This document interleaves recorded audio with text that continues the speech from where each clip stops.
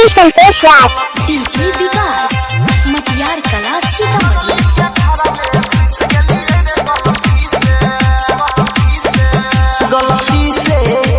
DJ Santosh राज,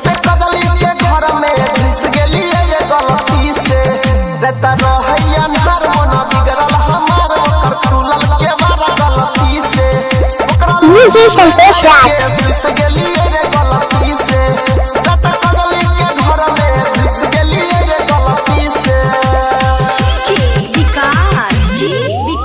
DJ Santosh राज, मटियार कला सीतामढ़ी।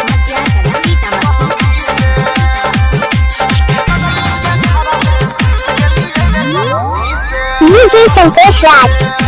तब हाही रे पूरे मोहल्ला में होई गेलै सोन लाठी लाके सब पीटल कहू डीजे संतोष राज,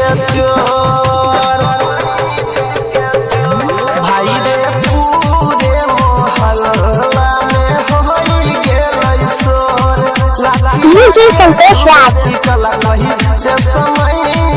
के चोर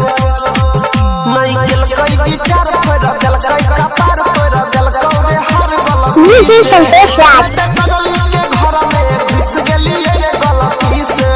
अपना जान के घर में घुस गेलिए गलती से डीजे संतोष राज,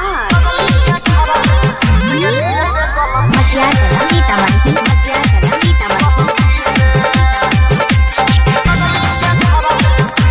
डीजे संतोष राज, तो हमर जानू नहीं हमारा बच्चा पहिला एले अनिल सानी सा डीजे संतोष राज, के तू खबर भेले रे भाई हमर जानू नहीं हमारा बच्चा पहिला डीजे संतोष राज, रातीस परवीन के दुख बाजा भेले अब छोड़े रे यार झूठो केली हम प्यार सब डीजे संतोष राज, गलती से हम बगली के घर में घुस गेली गलती से अपना जानू के घर में घुस गेली गलती से डीजे संतोष राज।